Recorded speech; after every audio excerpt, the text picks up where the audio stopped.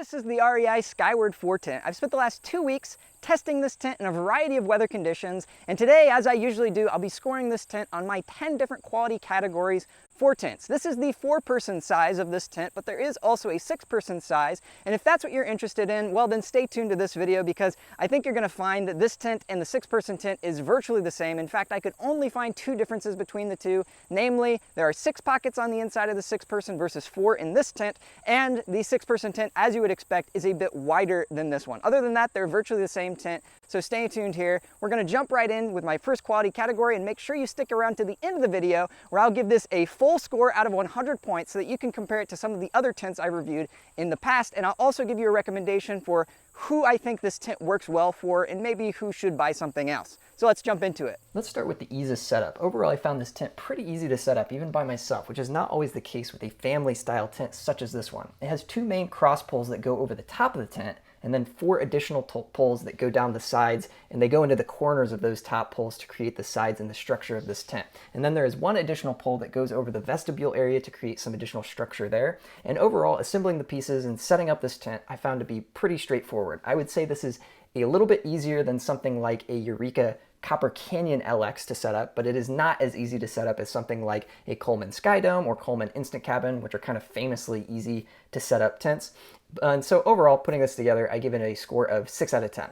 Next, let's talk about the internal layout of this tent. And so there are a few things that I want to look at when it comes to the internal layout. When you go inside of this tent, it is a cabin style tent, so it has nice vertical walls, which does give you a nice amount of living space on the inside. It also has a pretty good amount of headroom. The peak height in this tent is 78 inches, which is a bit above 6 feet if you're doing the math. And at 5'10", it gave me plenty of room to walk around without hitting anything with my head. And in fact, I could rock from one side of the tent all the way to the other. And as soon as I got to sort of the mesh part of the tent, I started hitting my head. But outside of that, I was able to walk around quite a bit and have sufficient headroom not to have anything getting in my way. This is also generally a pretty spacious tent. Just talking about the overall space that's inside this tent, it has a square footage of 60 square feet, which is pretty good. It's a little bit less than what you get for something like the Eureka Copper Canyon LX4, which is a slightly larger cabin style tent for 4 people. But overall, this is still really good and better than what you would get in something like a smaller dome style tent or even a like a backpacking size tent. Obviously, you would get less space in a tent like that, and so it's just a nice amount of space. And the kicker for this one is the vestibule space it has here. I don't think I've seen any other tents that are cabin style that also have this type of vestibule coming out on the side, and this is a really cool feature because it gives you 2 types of functionality that you don't get with most other cabin style tents. Number 1, you have some outdoor storage space that is protected from the rain, where you can put gear or chairs or something like that that you just want to keep out of the way, out of the rain if it's storming. And then the second thing it does for you is if you extend that vestibule end out and have some extra poles, these poles don't come with the tent, but if you have some extra poles that you use, then you can turn it into sort of an outdoor living space, a place for hanging out in the shade or just out of the light, some light rain perhaps. And so that's a really nice and unique feature that you don't get with a lot of other tents of this style. The next category is sleep capacity. This is rated as a 4-person tent, but I like to put that to the test. So I have 4 sleeping pads here, and we're going to see if you could actually fit 4 people comfortably inside of this tent. And depending on how comfortable it is, whether or not we can fit the 4 sleeping pads in here, that's what I'll base my score on for this category. So let's have a look. I have a few sleeping pads here, a variety of kinds, and what I'm going to do first is I'm going to just really put the sleeping pads really up against each other, packed as tight as it can be, because there are some tents that are rated for a certain capacity, but in doing this, I can't even fit all of the pads on the inside. So as you can see, we have actually plenty of space when we're packing it in here really tight like sardines, right? But in reality, you probably wouldn't be doing this for most people when you're camping, and so you want a little bit of extra space. So let's see how it looks if we give a little space between each sleeping pad. And so looking at it here, I think this is fair to say you could pretty comfortably fit 4 different people on here in the inside. And I think the ideal number of people for a tent like this would probably be 2 to 3 people for car camping or front country camping. But yeah, I think the REI Skydome here has done a good job giving enough space to fit the rated number of people. So I'm going to give this a score of 7 out of 10. And you might be wondering, well, why not a full score for this category? And that's because there are 4-person size tents that do have more space than this one. So for example, the Eureka Copper Canyon LX4, I'll again compare to that, It does have a little bit more floor area than this tent does, and so if I was reviewing that tent, then I would give it a higher score in this category. But for this one, the Skyward 4, I give it a score of 7 out of 10. Next up, I'm going to be talking about the door score for this tent, which is one of my favorite categories to talk about. And for this tent, it's pretty interesting. So let's take a look. First of all, we're going to have to look at both the door here and also the vestibule door. And if you look at both of them, you'll find that the zippers are YKK brand zippers, which is great, and also zips and unzips really easily, especially the main door. You can do it all with one hand, no problem. We're not getting snagged on anything. It zips really smoothly. It's a really good quality door, and it has a tie-off point that you might have seen there at the beginning that allows you, when you open this door, to fasten it on the side, which is great because of this extra awning space. So if you have this awning open, you want some extra space, you can also fasten this door open. Also notably, let's take a look at the awning itself and the zippers that come with it.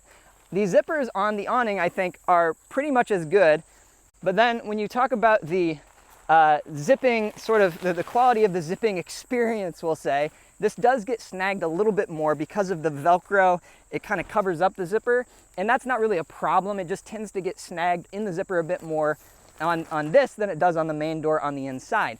And I should also mention, when I'm doing and undoing this this rain fly zipper, I do find it a little bit irritating that you have a zipper on both sides, and so you have to zip one side and then go to the other side and zip that too. However, to be fair, you kind of have to do that if you're the manufacturer in order to allow you to have that awning feature, which I do think is really cool. And so you kind of have to do that. The main downside of the doors for this tent is that you only have one door. The tent only has one door, which I find a bit odd because most REI tents of this use or this category have multiple doors. And in fact, the predecessor of this tent, which I believe is sort of the Grand Hut, I think they call it, something like that. There was a hut named tent that came before this one that actually had two doors, and so they removed that when they made this updated model, which I find to be a bit odd. Maybe it was a money-saving thing, I'm not sure, but I wish that this had two doors because that is really nice when you have a big family tent to be able to go in and out on either side. So taking all these things together, I give it a door score of 4 out of 10. Now let's talk about the storage options inside of this tent. So this tent does have 4 nice big pockets on the inside of the tent. There's one here, so 2 at the top on each side of the door and 2 at the bottom on each side of the door.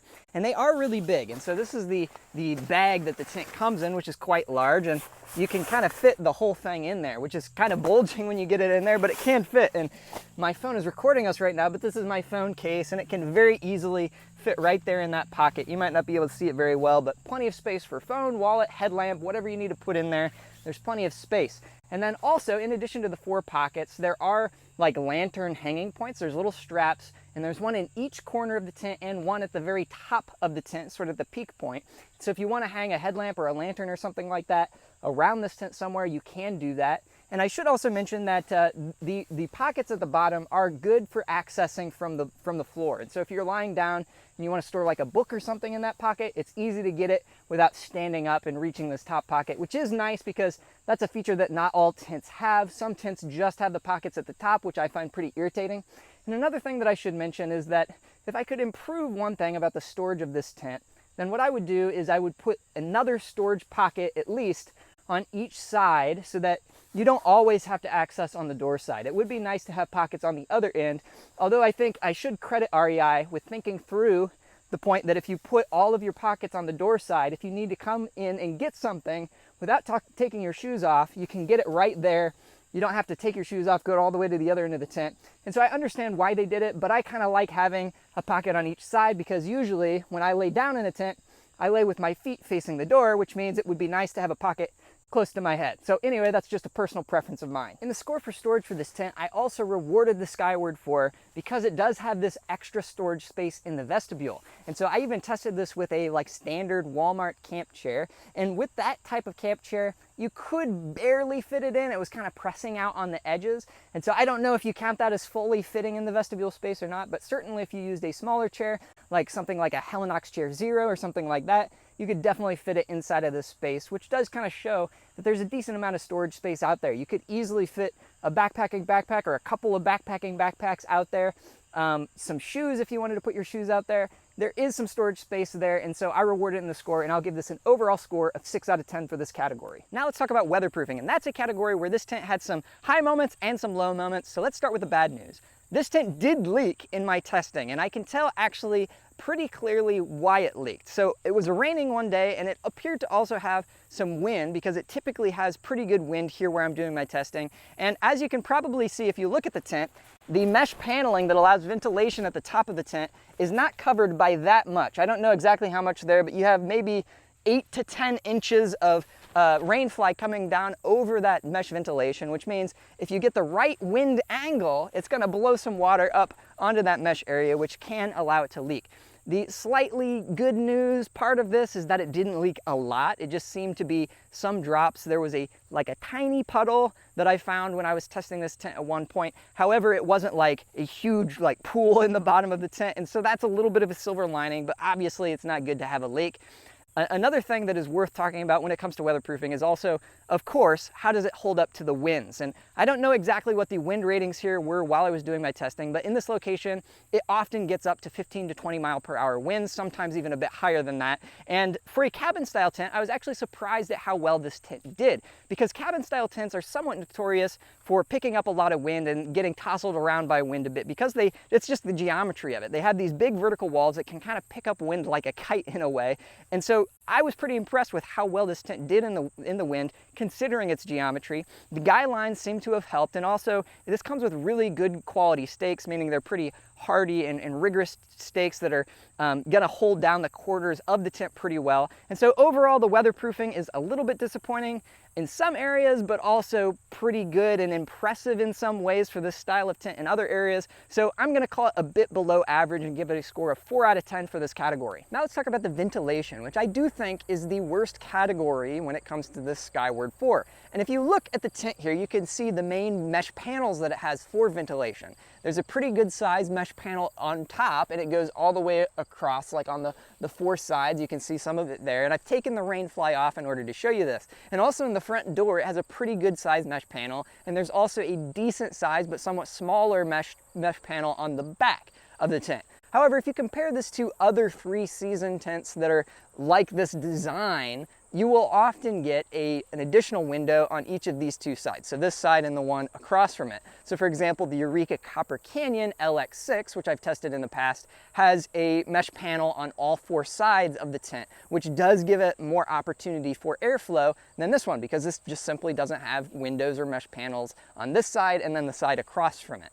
And so overall, if you compare this to the other tents that I've looked at and tested this year, I think the closest one in the ventilation category is the REI Base Camp. However, I should say that the REI Base Camp is a 3 to 4 season tent, which you would typically expect to get less ventilation, to have less ventilation than a 3-season tent like this Skyward 4. And so overall, for what it is, I'm going to give this a ventilation score that is slightly below average at 4 out of 10. Now let's talk about the overall build quality of this tent. So REI, as a manufacturer of tents, in my experience, does a pretty good job when it comes to build quality and attention to detail. And there are a few places that we see it in this tent, just like we see it in more premium, more expensive tents like the Wonderland 4. So for example, the stakes are good quality. These are good quality aluminum poles, which are of course better than something like a more affordable fiberglass pole that you would get in a budget level tent that's probably under $200 in price. And when you look at the seams and the stitching and the material that this tent is made out of, overall it's pretty good. The floor of the tent is made out of a 150 denier polyester material, and if you look at the seams where the stitching is in the floor, you can see that the sealing tape that they put on there is applied pretty well. And if you look at the rainfly of this tent, it's made out of a 75 denier polyester material. And one main difference between this tent, which is about $150 less than that Wonderland 4 tent, is the material that the canopy is made out of. So in this tent, the canopy is made out of nylon, whereas in the Wonderland 4, much more expensive tent, it's made out of a 75 denier polyester material. So that's one of the differences. Another downside of the build quality of this Skyward 4 is that I noticed that the guy line ropes, the cord that the guy lines are made out of, the color in them fades really quickly, which is kind of odd because I've only had it set up out here, as I mentioned, for about 2 weeks. And you would think that they would kind of make these in such a way that that color is going to stay, because of course it's going to be set up out in the sun. And so that was a bit odd to me. It doesn't seem to have affected the functionality of the guy lines. However, they don't seem to be as high quality quality, or at least the paint doesn't seem to hold as well as it might in some other tints. So overall, when it comes to the construction and design and the quality of the materials used in this tint, I think it's a bit above average, and I'll give it a score of 7 out of 10. Now let's talk about the cool factor, and this is the category where I like to give out some extra points if the tint has any particularly neat or interesting features, or sometimes I dock a few points if that tint just has some really like odd things that I don't like about it. This is kind of the category I use for that. So this tint is a cabin style tint. And it is very unusual for a cabin style tint to have a vestibule. This is fairly common on a dome style tint, but on a cabin style tint, it's very unusual, very uncommon. And so I think the fact that it has a vestibule and the fact that that vestibule can turn into an awning if you have extra pulls, I think that's really cool, and it's a nice and really thoughtful design feature. And so I think it deserves something above the normal score of 5 that I would give sort of as a average level of coolness. And so I'm gonna give this a score of 7 out of 10 for the cool factor category. Finally, let's talk about ease of packing. So first of all, I tried folding this tent up into thirds, and when I did that, I found that it felt just a little bit long for the stuff sack this came with. So I would recommend, if you're doing this yourself, to try first folding it in fourths or quarters before putting it back in the stuff sack. And I should also mention that I prefer when a manufacturer provides a zippable or like duffel bag style stuff sack rather than a stuff sack like this one. But that's really just a minor grievance. And if you take it, pack it away, and throw it in the back of this Toyota RAV4, I think it fits pretty well. So I'll give it a score of 4 out of 10 here. In summary, I gave the REI Skyward 4 tint an overall score of 58 points out of 100, which does put it in 4th place out of the 7 tints I've tested so far this year. And 4th place, right in the middle, does feel right to me, because in its feature set, in its quality of the build quality, and in its price, it fits right in the middle. So it's definitely not sort of your budget level tint that's gonna cost, you know, $100, $200, maybe even less, like a Coleman Sky Dome, for instance. And it doesn't also have some of the sacrifices and downsides when it comes to the build and the components of those tints. On the other hand, it's also not quite as good as something like an REI Wonderland or a North Face Wawona, but those tints are also much more expensive than this one. And so if you want something that's right in the middle, and you are somebody who maybe has a small family, you want to be able to have space and move around inside your tent, then this is a good option to consider. The closest alternative to this tent is the Eureka Copper Canyon LX4, I think. And if you compare this tent to that one, here are kind of the pros and cons in comparison. On the one hand is ventilation. I think this is the biggest difference between the two that favors the Eureka. The Eureka has better ventilation, and this tent, as I mentioned, doesn't have the best ventilation for this type of a tent. However, on the other side, the Eureka tent doesn't do well in the wind. Like, it kind of blew away in my tests when I tested the 6-person version, which of course is not ideal. This tent does much better in the wind, but this one also leaked. And when I tested the Eureka Copper Canyon, it did not leak. However, if you compare the two, it actually seems like this tent would held up better in the rain, even though this one leaked and that one didn't, but that's a topic for another video. So anyway, if you look at the build quality, this tent is better. If you just want something that's a little bit cheaper and also has better ventilation, then the Eureka Copper Canyon is a good option at about $90 less than this tent, I think. And so depending on your situation, depending on what you value, I think either one, either this, the Skyward, or the Eureka Copper Canyon LX4, are both good options. So anyway, that's my recommendation. Hit the like button if you found this helpful, subscribe to the channel if you haven't done that already, and I'll see you back here next Wednesday for our next video. Bye now.